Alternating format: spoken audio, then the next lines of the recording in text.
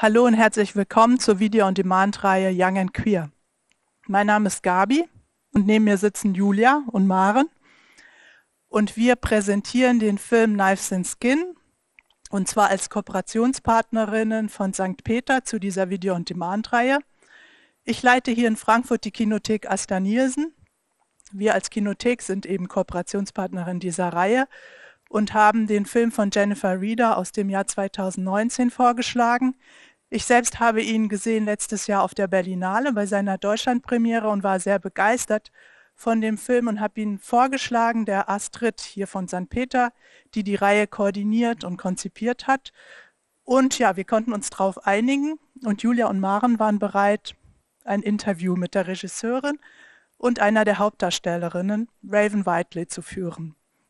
Ich möchte die Gelegenheit noch nutzen, St. Peter zu danken für die Kooperation und für diese wirklich aufwendige Produktion in einem richtigen Studio, für dieses Interview und auch HessenFilm und Medien GmbH für die Förderung der Reihe. Genau, und dann wäre noch zu sagen, dass es Spoiler geben wird in diesem Interview, also empfehlen wir das vielleicht erst im Anschluss an den Film zu schauen und dass das Interview auf Englisch geführt wurde. Und wir würden uns freuen, wenn diese Zeit mal vorbei ist, wo wir alles sozusagen über Video und in Studios und nicht live oder nicht analog in realen Leben machen müssen, nicht mehr machen müssen, sondern auf richtigen Kinovorführungen, Kinos und an anderen Orten. Wenn ihr euch für die Arbeit der Kinothek interessieren würdet, schaut vorbei. Wir haben einen Instagram-Kanal, Facebook-Konto. Das würde uns einfach freuen und ansonsten, uns würde auch interessieren, was ihr von dem Film haltet. Ihr könnt fleißig kommentieren oder uns auch Nachrichten schicken. Wir sind gespannt. Yeah, we just wanted to say thank you that you made this possible today. We were super excited to get to know you a little bit, especially right now it's always difficult to have these kind of talks and everything, but we were super happy to make it happen like that. And yes, and yeah, actually we just wanted to start with how are you and have you been the last weeks, and maybe also you could maybe talk a bit more about how this all affected your working processes, and I'm sure it's been difficult also for you.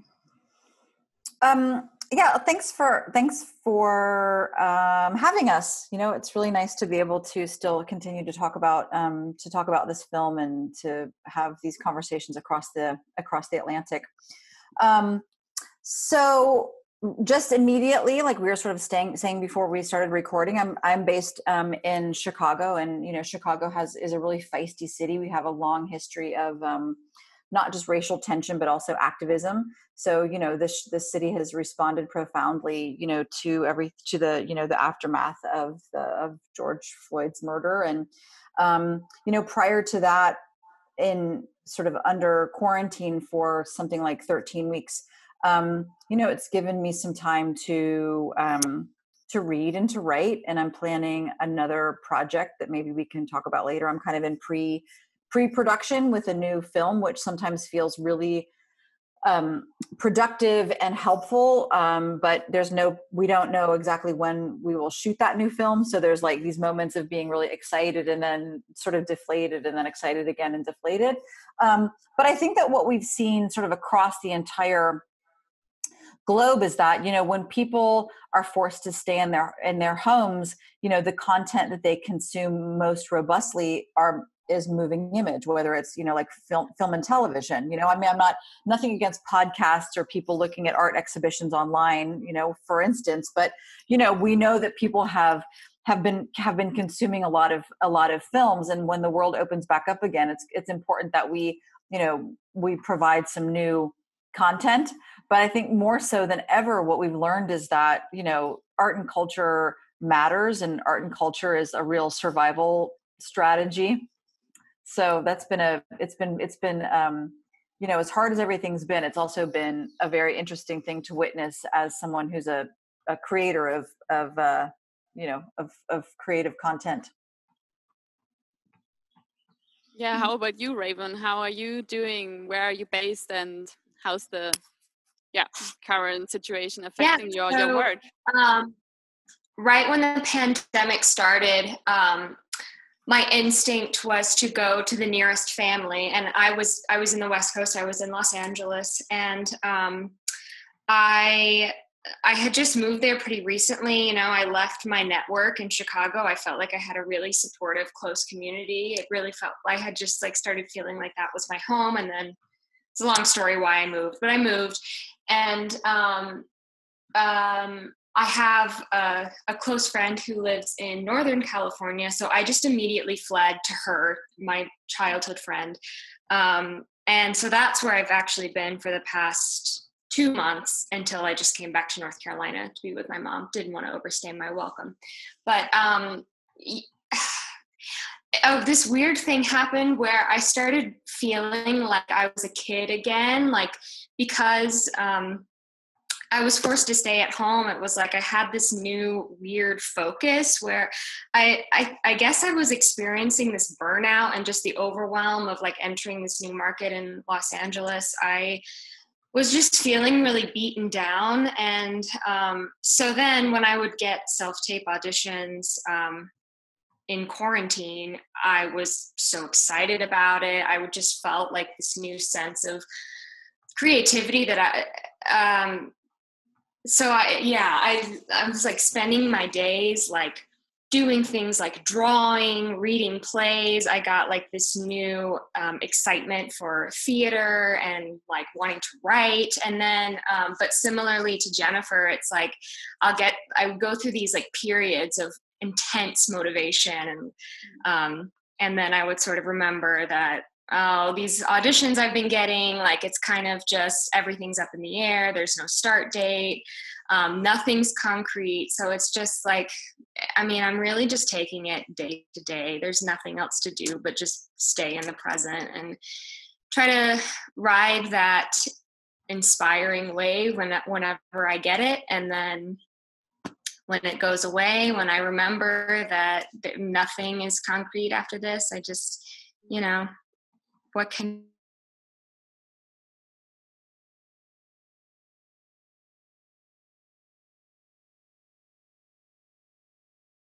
weird, and you can't plan, right? It's you have to, like you said, you have to decide day by day. And but also like Jennifer said, it's still amazing how people try to stay motivated and also try to do it through art and through watching films and stuff. And I think also that's it's amazing thing between all that was difficult too. And I've loved watching, right now it was sort of the sort of spring into summer is the season for a lot of my most favorite film festivals, especially the ones that are overseas. For the past 2 summers, I've spent my beginning of June in Hamburg for the QUEER Film in Hamburg. I've such that's my I have that's a dear core family to me. But there's been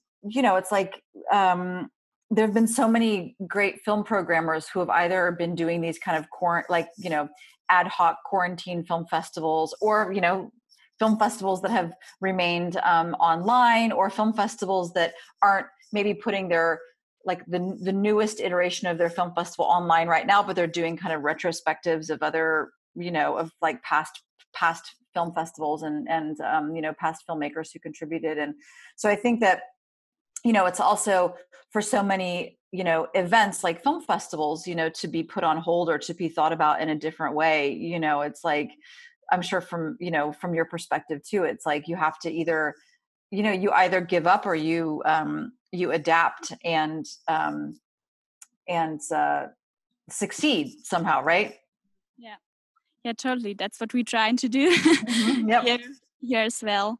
Then maybe we can start to talk about Knives and Skin, actually, because that's also a film who's gonna be shown here in 2 weeks.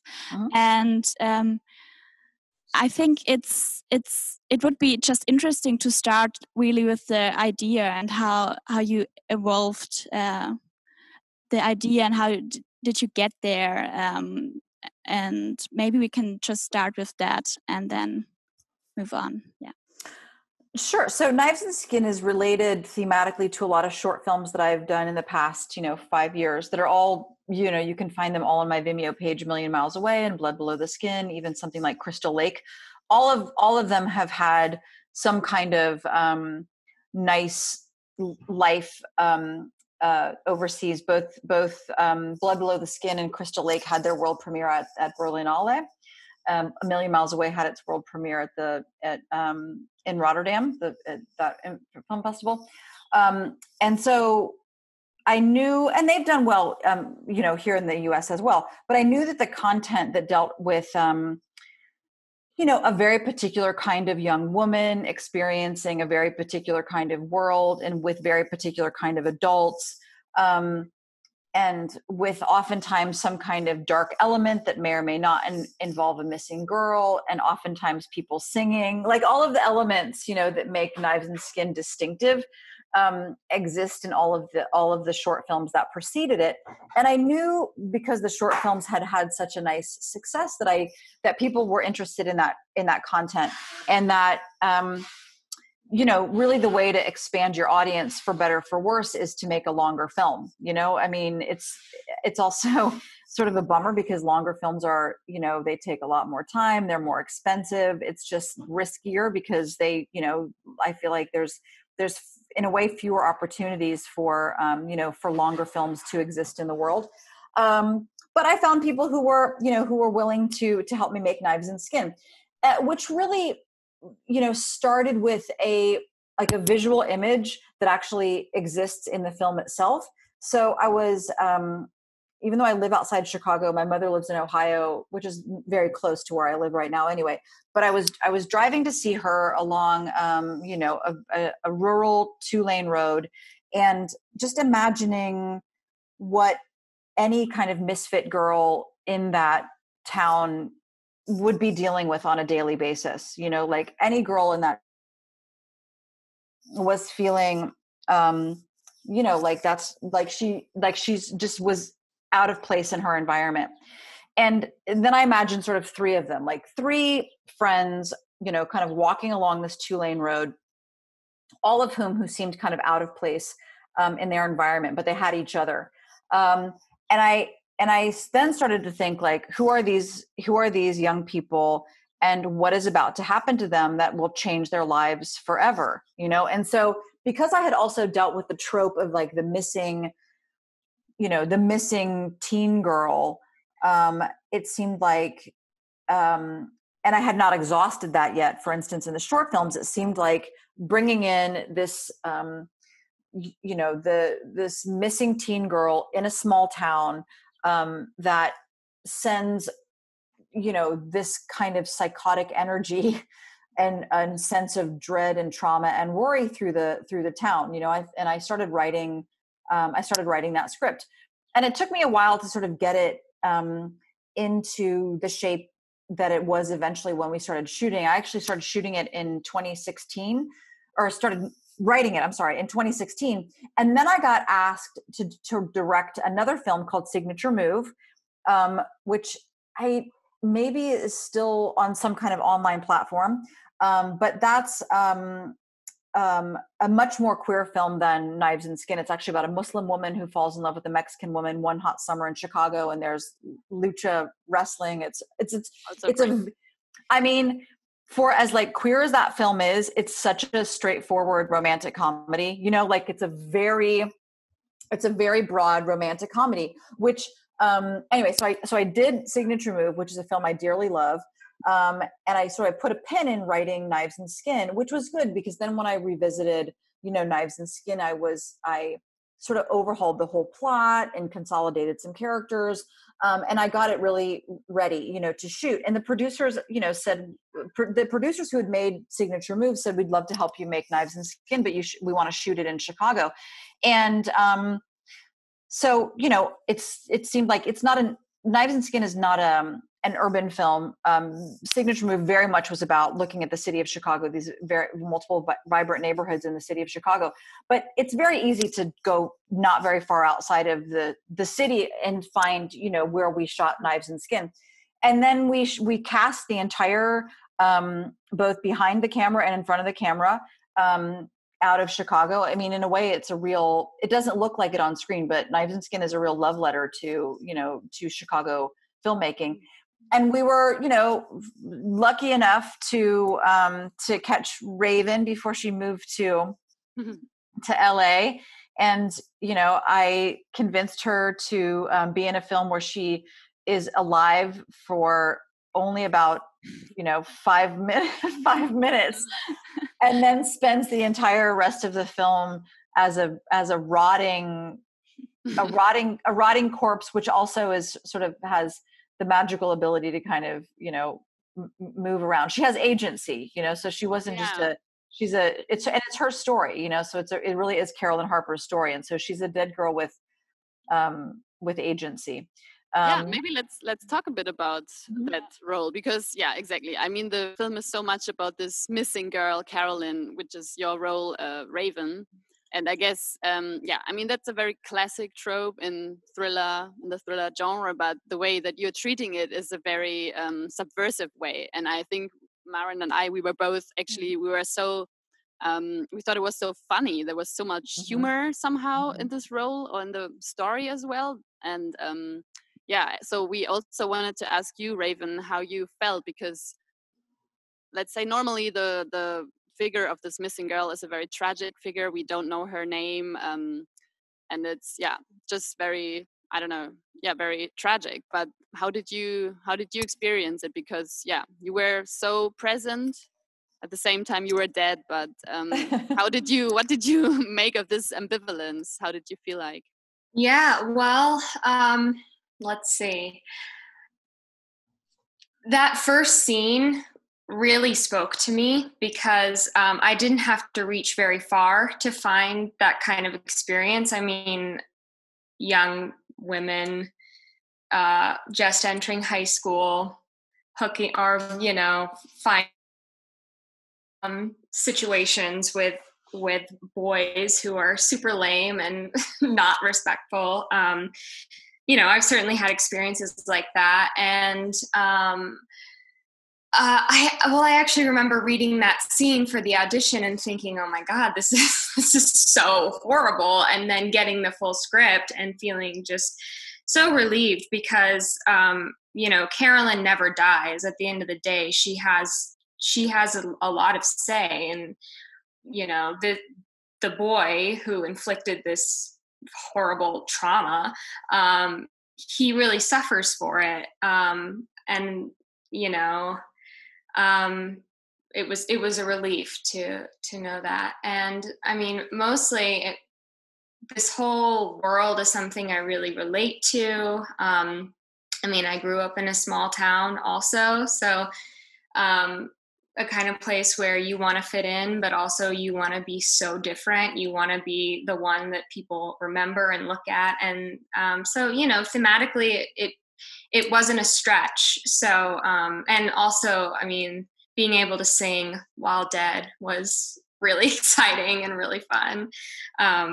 And I really appreciated how the whole thing just felt so experimental and collaborative. Like, I especially remember having so much fun singing the Promises, Promises as a corpse, but a live corpse. It was everything. I felt like I remember throwing myself in the fields and in the woods, and just feeling so much a part of it, which was so different than any other experience I ever had on set.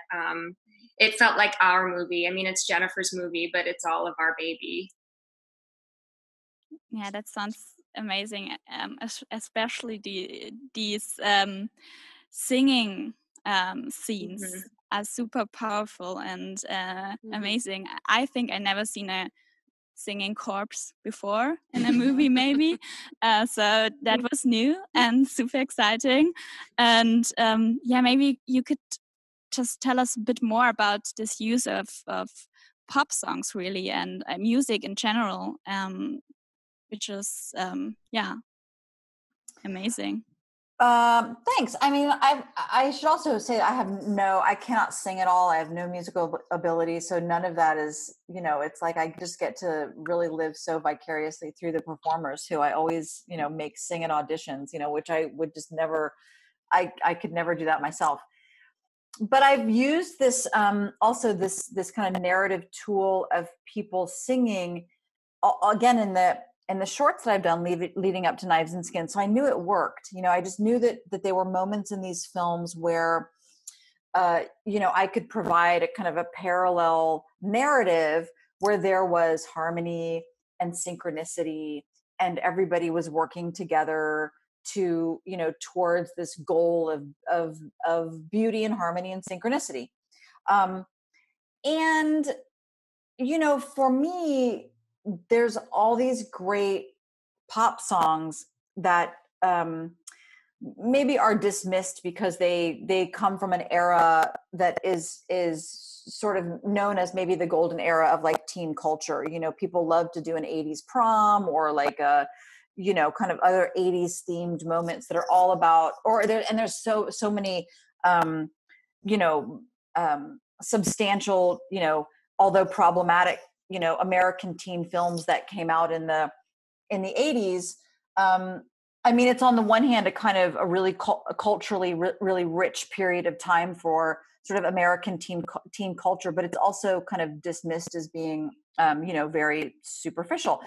And so I've always liked taking these songs that we think that we know because we've heard them, over and over again.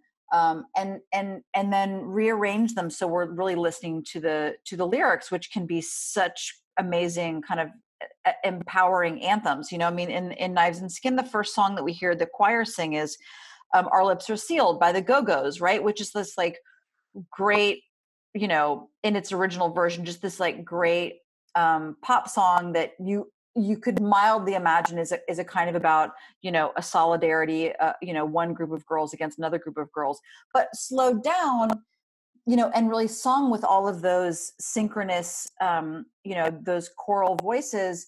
It becomes this sort of anthem about survival. It's really sort of, it starts off the theme of the film, which is really saying like, no one else will help us. So we actually have to help each other. And that has to do with like everything that the us in that film is, it's sort of just like young people, young women, young queer women, young women of color, I mean, just, we could go on and on. It's like they have in that first choral scene, without saying it so explicitly, they have made a promise to each other, to sort of help each other. And that theme, sort of is comes kind of full circle, to the end of the film. But I wouldn't have been able to put all those singing numbers in to Knives and Skin if I didn't know that they were going to work, or that they had. I already knew that they had worked in the shorts. And the Promises scene, which is by far my favorite scene. Well, I feel like it's a tie between the Promises where everybody is singing, and then I'll Stop the World and Melt with You, where the two girls literally like melt together, which was already written in the script. That wasn't something that happened in post. I knew that they were going to be superimposed in the script. But the Promises moment, came.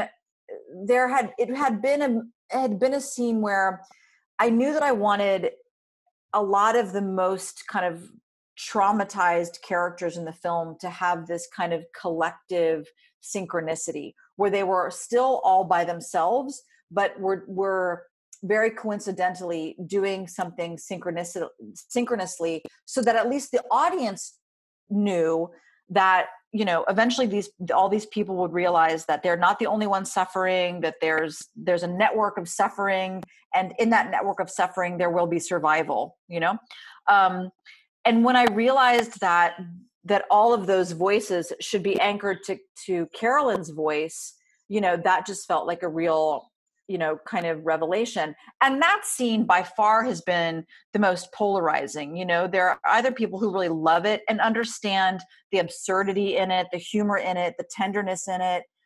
And then other people literally are like, wait, what? Was she dead? How does she sing? Mhm.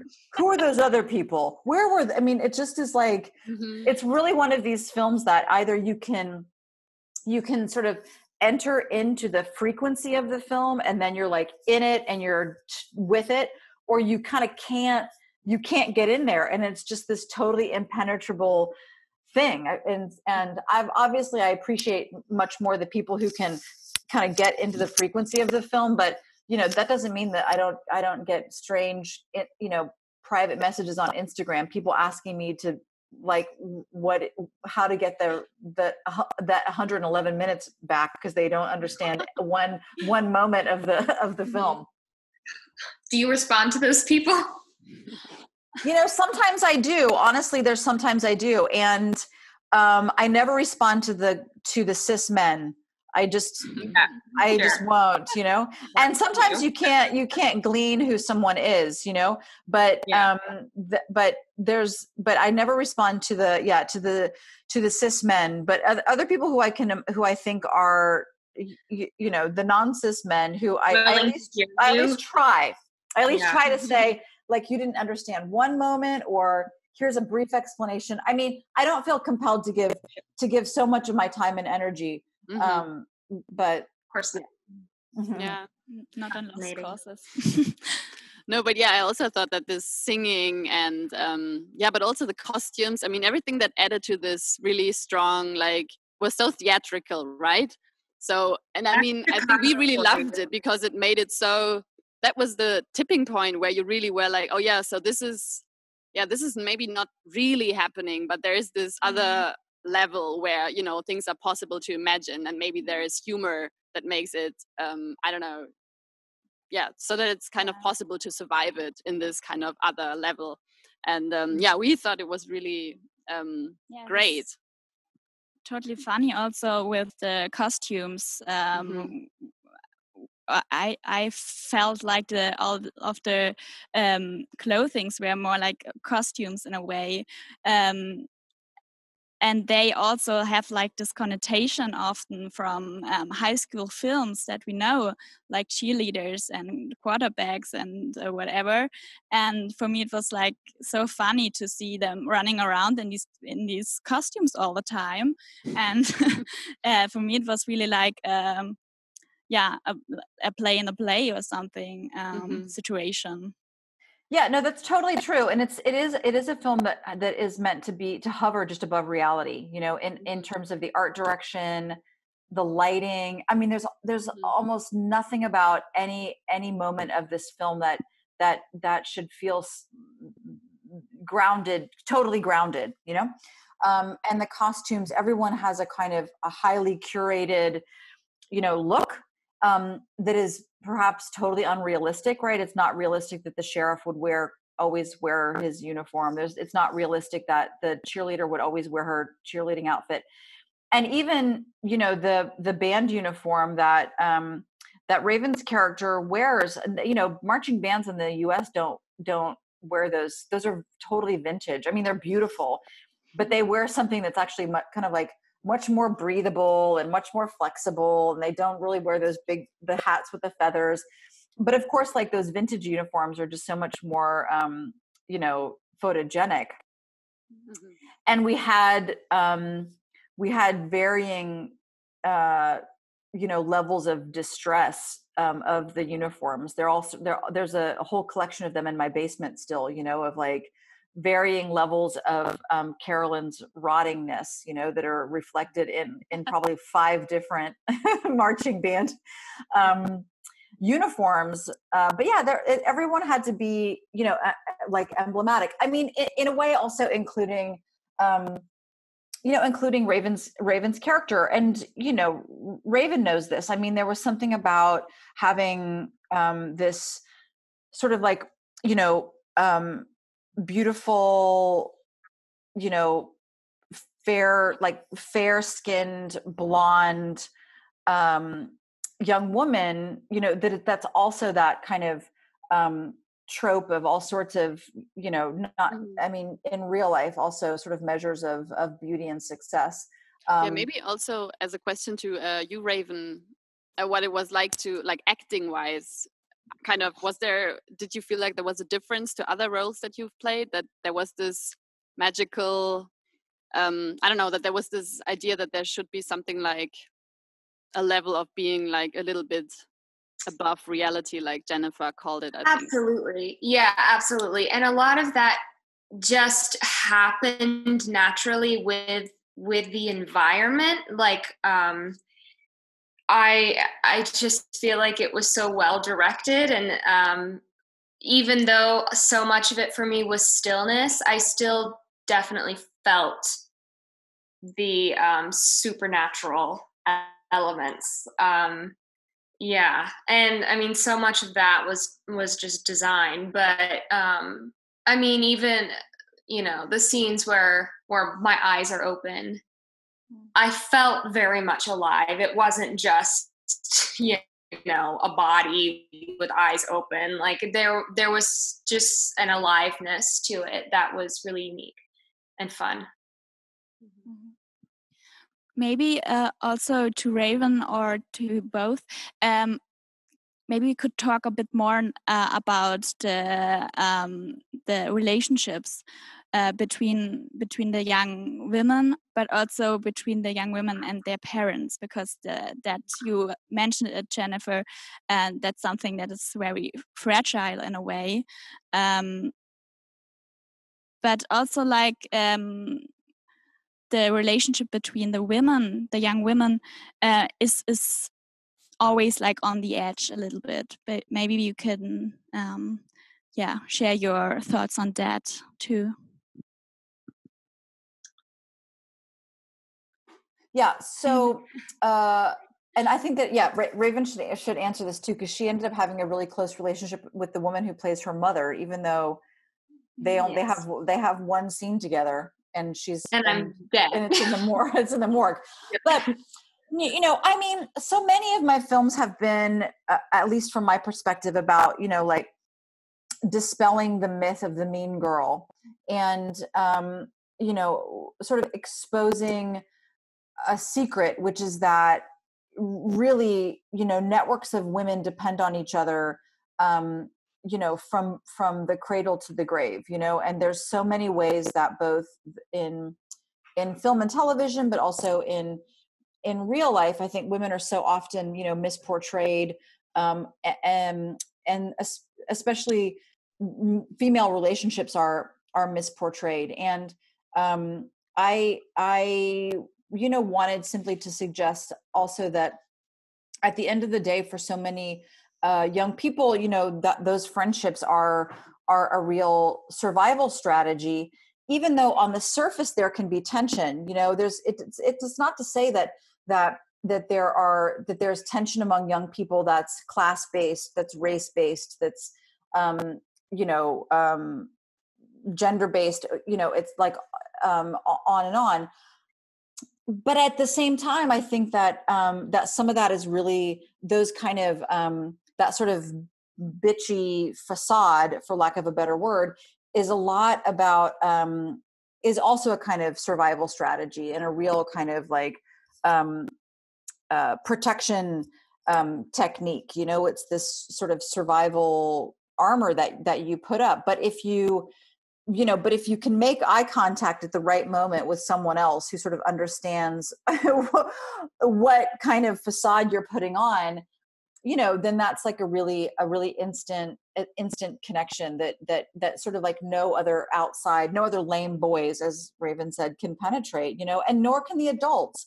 And I think that, so bringing up the adults, I mean, I also like to make these films where, you've got these two sets of people who are experiencing a coming of age, the young people who are experiencing a real biological coming of age, and then their parents who are expecting another kind of emotional and psychological coming of age, and where the adults are actually much more immature than the young people. And so you reverse that sense of kind of who knows best and who really sees the world for what it is, which also feels, you know, really authentic to me. I mean, even if we're going back to the very beginning of the conversation and thinking about the protests that are happening all over the world around social justice and, you know, racial equality, they're being led by young people. You know, I mean, it's really authentic. We really need to pay much more attention to, you know, to young people. I mean, we're a culture obsessed with young people, although at the same time we sort of love to oppress young people. And this film really, at the end of the day, is also about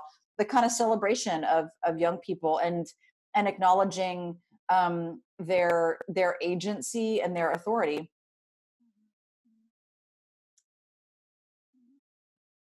Do you want to say something to that as well? How you perceive the relationships among the girls? Yeah, well, it's really, I mean, most of my days on set, I was the only actor on set, except for with Ty, the actor who plays, what is his name? Ty, who plays Andy. I just think of him as Ty, that horrible boy. No, he's the sweetest. So, you know, it's hard to separate my relationship with Marika from Carolyn's relationship with Lisa.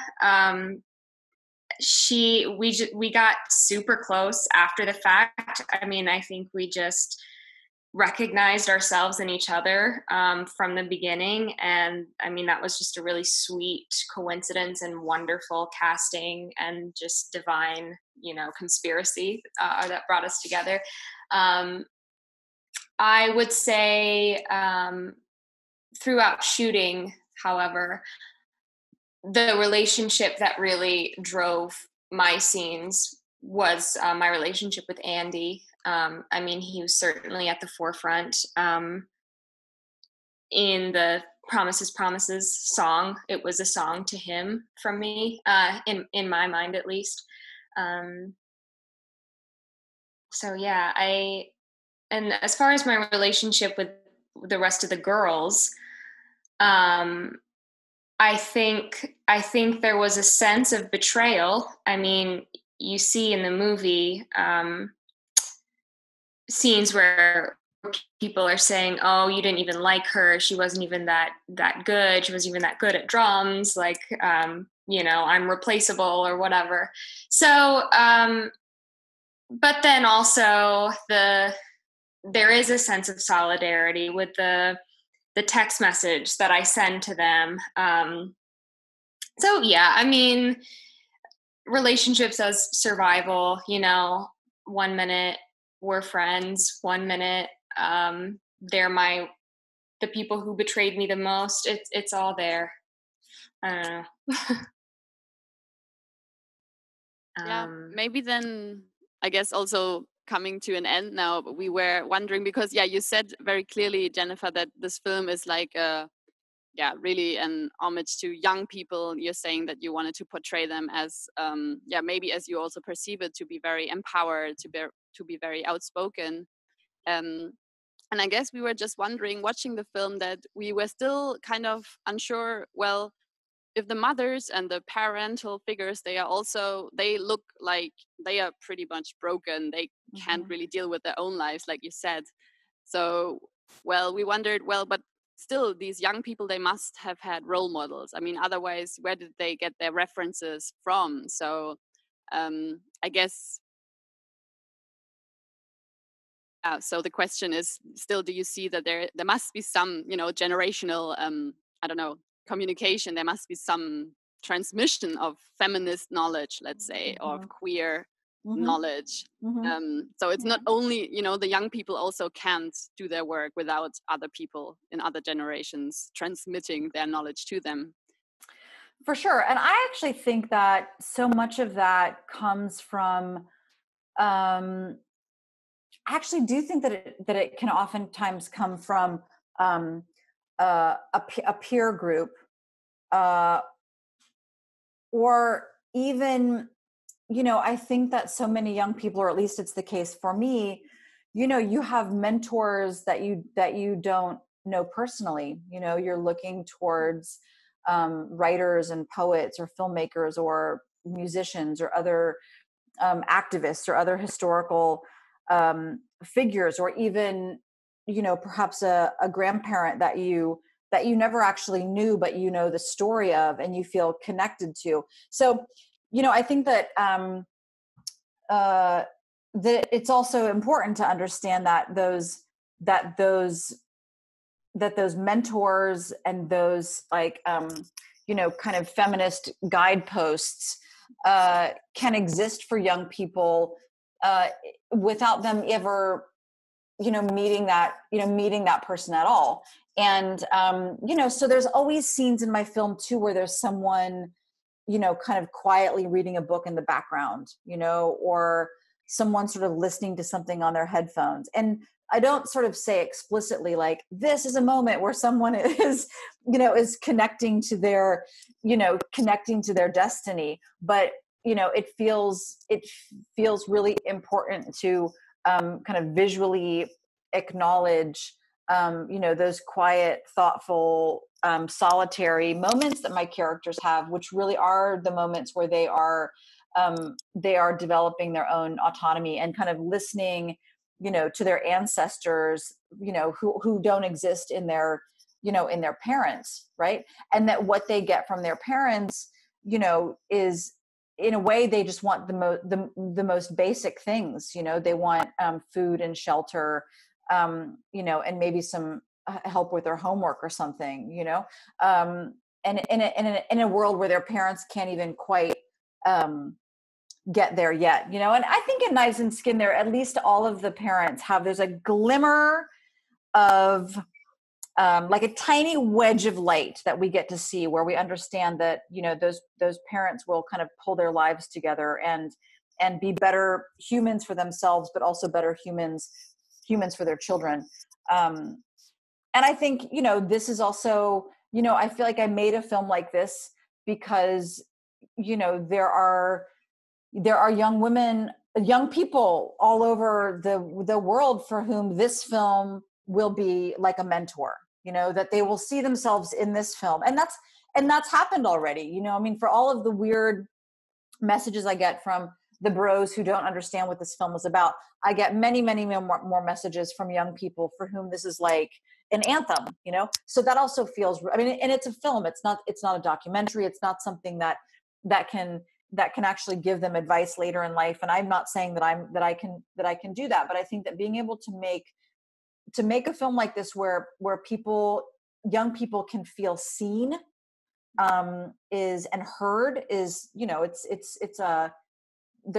really the most important thing. And I will always make films that where people are able to be seen and heard. You know, the other, I mean, even though, like, mentioning, you know, Signature Move, which is such a funny romantic comedy, that's entirely about, you know, that film is entirely about being seen and being heard as well. Yeah. Yeah, okay. that's super interesting. I think we have to wrap it up, but maybe just, I was just thinking about that we also talked about how hope, in a way, comes in this film in a different form. Like, it's not that obvious maybe, but like in little gestures, or I don't know, like when Joanna talks with her grandmother, or when the kids stand on the roof and they're like, there's something else behind this town. And so I think that's that can be really powerful also if it's not that obvious in a way. I totally agree. And this is sort of like takes us back to, you know, to Raven being here too. I mean, I also think that, you know, Carolyn Harper's death is not in vain. You know, I mean, what her death did was to really shake up this small town, and it will, all the characters in this film, their lives will be changed profoundly forever, you know, because of her death.